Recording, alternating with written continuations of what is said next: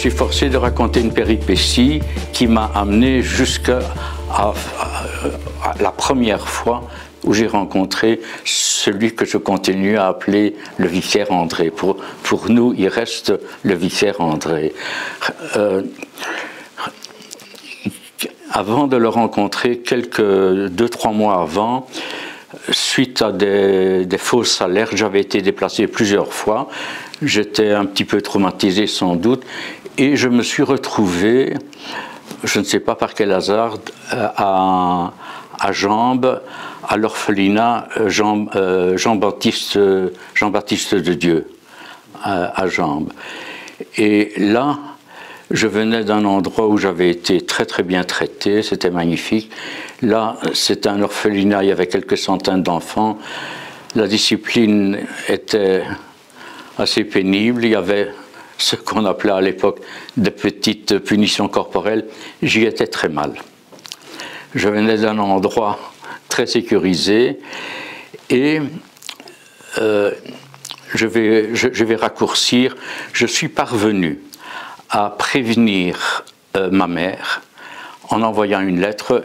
Et comment je suis parvenu à envoyer cette lettre de l'orphelinat, comment je suis parvenu à avoir une enveloppe, un timbre, passer près d'une boîte aux lettres et l'envoyer, alors que j'étais un enfant de 11 ans, comment j'ai pu faire ça? Je ne vais pas en parler maintenant, je l'ai fait. La lettre, à travers différentes boîtes, est arrivée chez ma mère. Chez mes parents, mon père s'était échappé à ce moment-là, il était dans la clandestinité, il était dans la résistance.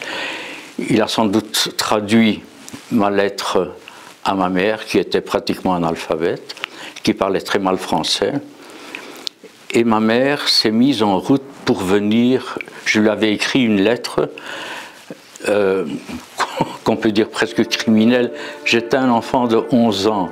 Je lui avais écrit « Je ne suis pas bien, viens me chercher, je te promets, je serai sage ».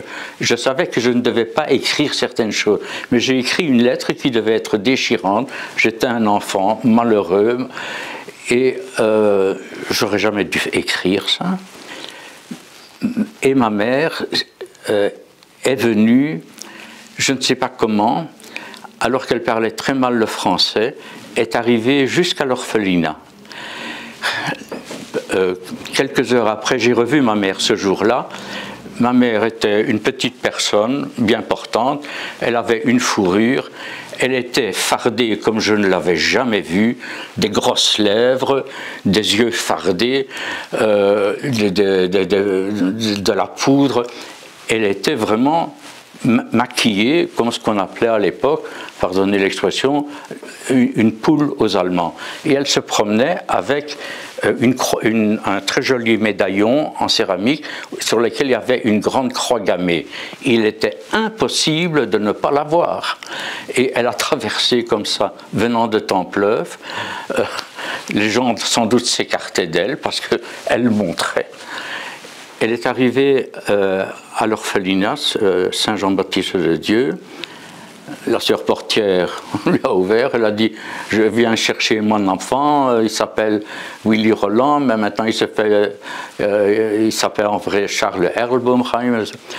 La sœur lui a évidemment dit « Il n'y a pas d'enfant juif ici, madame, qu'est-ce que vous voulez ?» C'était une provocation pour la sœur.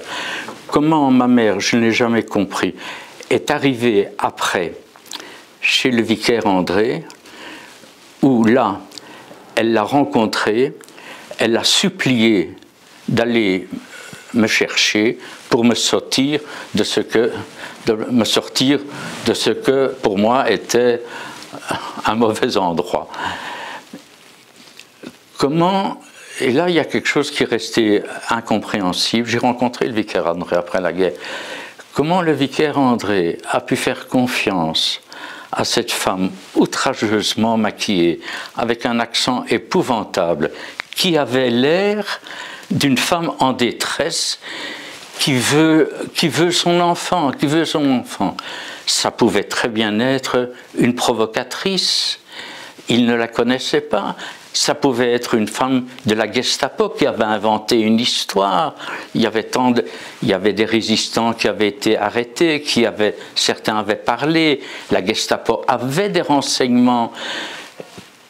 Je ne sais pas ce qui s'est passé. Le vicaire André, devant cette détresse, sans doute, a envoyé la crue, enfin à moitié la crue. Il a envoyé 2 hommes en camionnette me chercher. Il y a une sœur qui est venue, elle m'a dit Willy, je m'appelais Willy Roland à ce moment-là, elle m'a dit Willy, prépare tes affaires. Moi j'ai préparé mes affaires, c'était en plein jour. Je suis rentré dans la camionnette, je suis arrivé place de l'Ange, je suis monté les escaliers, c'était le patronage, je suis arrivé en haut, et là, c'est à peine si j'ai vu le vicaire André, j'ai vu une longue chose très noire, avec des brodequins, des souliers de militaire, et quelque chose qui se terminait très haut, très noir comme ça. Et j'ai vu ma mère, comme déguisée pour le carnaval. Je me suis jeté dans ses bras, elle m'a serré, et ma mère m'a dit après, et alors le vicaire, il a dit, ah, maintenant, je vois que c'est la mère et l'enfant. J'ai l'impression que j'ai entendu, moi aussi, j'avais 11 ans, le vicaire dire, oui, je vois que c'est une mère et son enfant. Ma mère m'a dit que c'était les paroles du vicaire. J'aimerais bien dire, oui, je me souviens, j'ai entendu la même chose. J'ai l'impression quand même que je me rappelle. Le vicaire l'avait cru. Et c'est à ce moment-là que j'ai rencontré pour la première fois le vicaire. Ma mère est partie, alors, et je suis resté là. Donc le 40 place de l'Ange était ce qu'on peut appeler une plaque tournante. Les petits-enfants juifs qui avaient été déplacés pour des alertes, pour toutes sortes de raisons, et qui étaient, le terme n'est pas bon, en déshérence, en recherche d'un hébergement, ils étaient là pour quelques jours, on ne restait pas longtemps là. Et je suis resté donc aux 40 places de l'Ange, dans les mansardes, pendant quelques jours. Et c'est là que pour la première fois, j'ai vu le vicaire André, et puis j'ai regardé et j'ai vu, il était immense. Bon, j'avais 11 ans, je suis de petite taille, il était immense, il était très maigre, non, il était très mince, et je l'ai revu encore quelques fois après, puis après la guerre je l'ai revu aussi. Ce qui m'a toujours frappé, ce sont ses yeux. Il avait, ses yeux brillaient, ses yeux brillaient. J'ai rencontré d'autres gens qui avaient des yeux brillants, mais comme les siens, la première fois que je l'ai vu, ses yeux brillaient. Est-ce qu'il était ému d'avoir assisté à ça? Je ne sais pas. Ses yeux brillaient, et ça c'est... Bon, on oublie beaucoup de choses du passé, mais on se rappelle parfois des choses qui marquent. Et ce premier, je me rappelle à peine de son visage, il était très émacié, il était très mince, il était très maigre. Mais ses yeux, ça je me rappelle très bien, des cheveux coupés très courts, et il n'en finissait plus. Enfin, j'étais petit, mais il n'en finissait plus. Et il avait une voix très douce, très douce. C'est là la première fois que je l'ai vu. Et vous êtes resté combien de temps dans cette maison? Je suis resté, je ne sais pas combien, je ne suis pas resté 2 semaines. Je ne suis pas resté 2 semaines. Nous étions dans les combles, il ne fallait pas faire de bruit, il ne fallait pas nous le dire, on ne faisait pas de bruit. On savait que la Gestapo était quelques maisons mitoyennes, ça on le savait. Ce qu'on risquait, on ne le savait pas.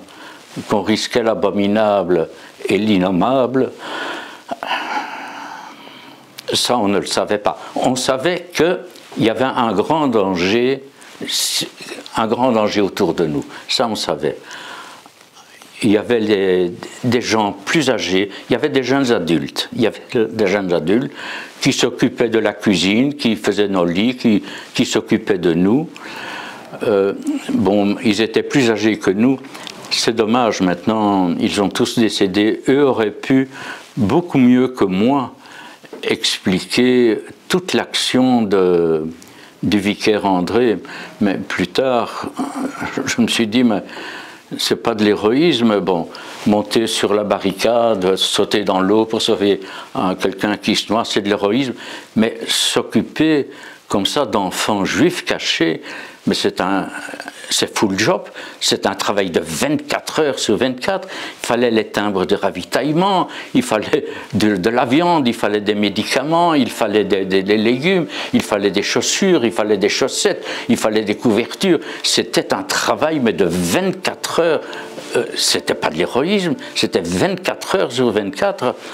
Et le vicaire André avait réuni, mais ça je l'ai appris beaucoup plus tard, surtout en lisant le livre de regretté Maxime Steinberg, il avait réuni autour de lui des jeunes paroissiens, alors que la résistance belge s'occupait déjà du sauvetage des enfants juifs. D'ailleurs, le sauvetage des enfants juifs est une des pages les plus glorieuses et la plus méconnue de la résistance belge. Là, je ferme la parenthèse. Le vicaire André avait réuni des paroissiens, des jeunes paroissiens, et leur avait demandé de l'aider. Il ne pouvait pas faire ça seul pour exécuter tout ça. Comment, dans une telle situation, pouvait-il réunir? Il devait avoir ce qu'on appelle une aura, enfin je ne sais pas. Il fallait être un être exceptionnel, c'était pas un gradé, il n'avait aucune autorité. Qu'est-ce qu'il fallait être pour répondre à la détresse, de réunir et d'unifier un groupe de jeunes adultes, de jeunes Belges qui devaient l'aider? Qu'est-ce qu'il fallait avoir comme personnalité pour unifier comme ça un groupe? C'est aussi quelque chose qui m'a toujours étonné, parce que il a été incorporé dans le front de la résistance après avoir créé son petit réseau privé, disons, de sauvetage de ce petit groupe humain dans la détresse. Et puis après, c'était avec la résistance, et alors il était contacté. Et moi, quand je l'ai rencontré, il faisait déjà partie, il connaissait André Guelen et tout le réseau de la résistance belge qui hébergeait et protégeait les Juifs. Est-ce qu'il se montrait parfois inquiet? Je ne l'ai pas beaucoup rencontré. Je ne l'ai pas beaucoup rencontré. J'étais trop jeune, et les rares fois où il montait dans la mansarde, où il nous caressait les cheveux, il disait ça va, il était souriant. Auprès de lui, on lui aurait mangé dans la main. Auprès de lui, on se sentait en sécurité. Répondre à votre question, il devait avoir, je ne sais pas. Bon, il devait avoir ses angoisses. Enfin, comme je l'ai déjà dit, j'ai rencontré deux saints dans ma vie. D'abord ma mère et le vicaire André. S'il avait des angoisses, je ne le sais pas. Mais près de lui, on se sentait en sécurité. D'accord. Alors, vous disiez que vous étiez logé dans les combles, c'est oui. Ça? Il n'y avait pas d'enfants au premier étage, ou comment ça se présentait au niveau de la maison même? On sait qu'à certains moments, il y avait beaucoup de bruit en bas. C'était le patronage. D'accord. C'était le patronage. On était dans les combles, on mangeait là. Je ne me rappelle pas très bien de... Je dois dire, Maxime Steinberg nous avait bien dit ça, n'inventez rien. Je me rappelle... la géographie de la maison, j'étais dans les combles. Une fois, il y a eu une fausse alerte. Nous avons été tous évacués dans la précipitation. À ce moment-là, nous sommes descendus en courant, c'était très tôt le matin, en dévalant les escaliers. Là, j'ai vu toute la maison, mais dans la précipitation. Et on est arrivé à l'arrière du bâtiment, dans une salle. Là, on avait déplacé un hôtel sur lequel il y avait la Vierge, c'est un hôtel pour la Vierge Marie, et il y avait un soupirail, on a sauté dans le jardin, on traversait un jardin, et on était de l'autre côté de la rue, on était dans la rue parallèle à la place de l'Ange. C'est la seule fois où j'ai vu le bâtiment en entier. D'accord. Et donc la porte de secours, si on veut, était placée derrière l'hôtel de la Vierge, c'est ça? C'est ça. Dans le livre, il rappelle cette salle. Dans le livre, il dessine une porte. Moi, j'ai pas le souvenir d'une porte, j'ai le souvenir simplement d'une demi-porte, d'un espèce de grand soupirail. Je me rappelle qu'on avait déplacé un hôtel. C'est ça. Et alors on l'avait ouvert, on sautait, on était à 75 cm du sol du jardin. Et alors pendant les 1 ou 2 semaines que vous avez passées là, comment ça se passait la vie au quotidien? Vous étiez tout le temps à l'intérieur, vous ne pouvez pas sortir, vous avez des activités ou... Oui. Non, on jouait aux dames. On jouait aux échecs, et encore aux échecs, et encore aux dames, et encore aux dames. Il y avait le loto, on était calme, on était assez apathique. Il disait, chut, pas faire de bruit, on ne faisait pas de bruit. Oui, ça c'est un soir, il y avait des enfants juifs plus âgés que moi. Moi j'étais parmi vraiment les plus jeunes, 11 ans. Tous les autres avaient 14, 15, 16 ans. C'était des ados, c'était des plus âgés que moi. Et il y en avait peut-être 3 ou 4 qui avaient mon âge. Moi, j'étais parmi les petits. Un jour, nous avons vu arriver, c'était un soir, on ne savait pas qui c'était. C'était un père blanc, un dominicain, donc, qui devait partir au Congo. Mais bon, il ne partait pas au Congo. Et il était venu, le vicaire le faisait venir, il nous a assis, et on s'est tous assis en rond. Et il nous a dit, à l'époque, les rares fois où j'ai été à l'école, j'aimais bien le cours de récitation. On apprenait par cœur, j'aimais bien ça. Le missionnaire, c'était un missionnaire blanc, il nous a assis en rond, il dit, bon, je vais vous parler de la rencontre de Jacob et de Rachel. Rachel était très belle, comme le sont les Juives à leur printemps. Il a continué à parler, je ne sais plus du tout, il a dit ces paroles à peu près. Je me rappelle, il a dit, je vais vous parler de la rencontre de Jacob et de Rachel. Rachel était très belle, comme le sont les jeunes juives. Et puis il a continué à parler, il a parlé pendant 1 heure. Je ne me rappelle rien de ce qu'il a dit. D'abord, je n'avais jamais vu un adulte, un homme, habillé comme ça. Je n'avais pas lu Tintin au Congo. Donc, je n'avais jamais vu un homme comme ça, j'étais impressionné. Et bon, presque tous les enfants qui étaient là étaient des enfants de juifs polonais, qui étaient pour la plupart des grands mécréants.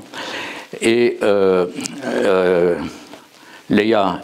Rachel et Jacob, ces enfants-là, et même les adultes, ils savaient à peine ce que c'était. Tout ce qu'ils savaient peut-être du judaïsme, c'était 2-3 fêtes. Donc, le vicaire André, non seulement était préoccupé par notre sécurité physique, mais aussi notre sécurité spirituelle. Il apprenait à des jeunes mécréants juifs des passages de l'Ancien Testament. C'est quelque chose d'extraordinaire. Je ne suis pas resté longtemps. Est-ce que, je ne sais pas, il parlait certainement pour les jeunes ados qui étaient là. Il ne parlait pas aux 2-3 enfants qui étaient là, qui ne comprenaient pas de quoi il s'agissait. Est-ce que ces pères blancs sont revenus à d'autres moments? Je ne sais pas. À propos d'activité, c'est une des activités qui m'a marqué, et qui m'a marqué durablement. C'était la première fois que j'entendais ces mots-là. Et c'est vraiment étonnant que le vicaire André ait eu cette démarche. pour des jeunes juifs de les maintenir dans leur spiritualité, dans des moments pareils, alors qu'il y a eu le petit clergé, parfois, qui a eu des comportements qu'on comprend, mais qui étaient à côté de la plaque, contrairement à l'ordre du cardinal, qui avait bien écrit si un enfant, puisque dans toutes les institutions religieuses, on recevait des enfants des prisonniers de guerre belges, si un enfant demande le baptême, vous ne pouvez pas l'accorder sans demander l'autorisation du père et à quelle paroisse il est inscrit. C'était clair que les petits juifs pris par une certaine exaltation qui existait, qui demandait, bon. Donc, voilà. Et ça, je ne sais pas s'il y en a eu d'autres, mais moi c'est quelque chose que j'ai vécu.